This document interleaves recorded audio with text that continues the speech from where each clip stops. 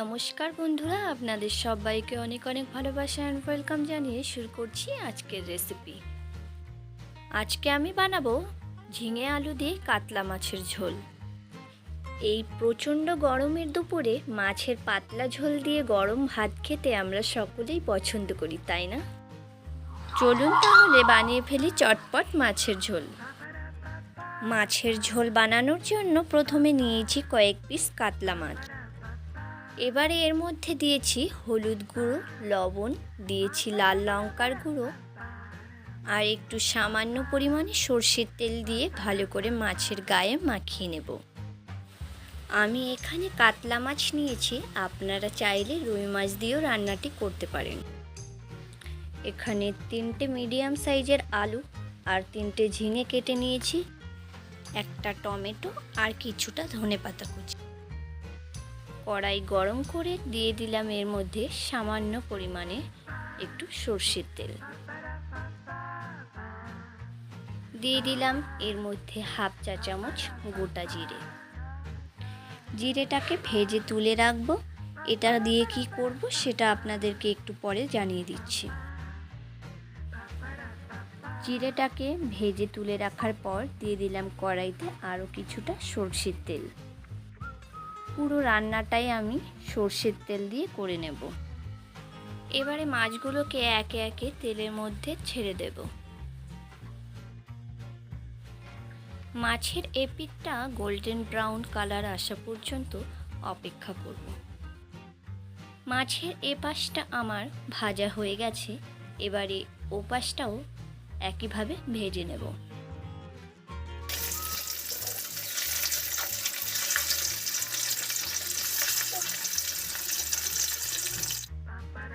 মাছগুলোকে আমার ভাজা হয়ে গেছে, এবারে মাছগুলো সব একটা পাত্রে তুলে নিলাম।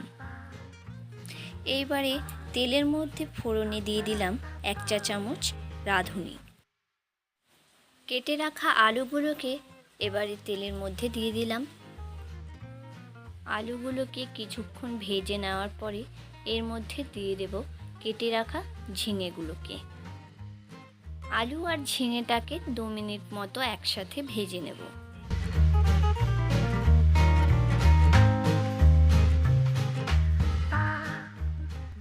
এবারে এর মধ্যে দিয়ে দিলাম 1.5 চা চামচ লবণ। লবণ দিয়ে নেড়ে চেড়ে নেওয়ার পরে দিয়ে দিলাম এর মধ্যে কেটে রাখা টমেটো। দিয়ে দিলাম 1 চা চামচ লঙ্কা বাটা আর দেব হাফ চা চামচের থেকে একটু বেশি আদা বাটা। 1 চা চামচ জিরে গুঁড়ো, দিয়ে দিচ্ছি 2 চামচের মতো হলুদ গুঁড়ো।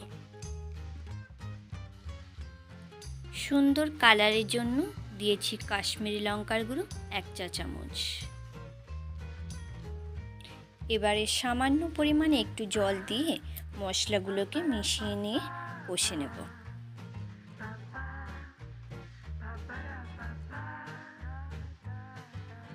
এখানে আপনারা ঝিঙের পরিবর্তে পটল দিয়েও রান্নাটি করতে পারেন, তাতেও কিন্তু বেশ ভালো লাগে।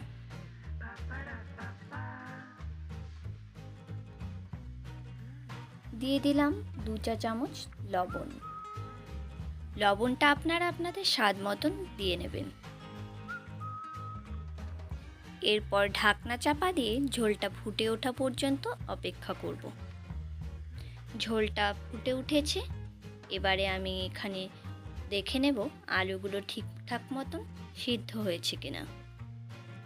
দেখতেই পাচ্ছেন আলুগুলো একেবারে সিদ্ধ হয়ে গেছে। এবারে আমি এর মধ্যে ভেজে রাখা মাছগুলোকে একে একে দিয়ে দেব।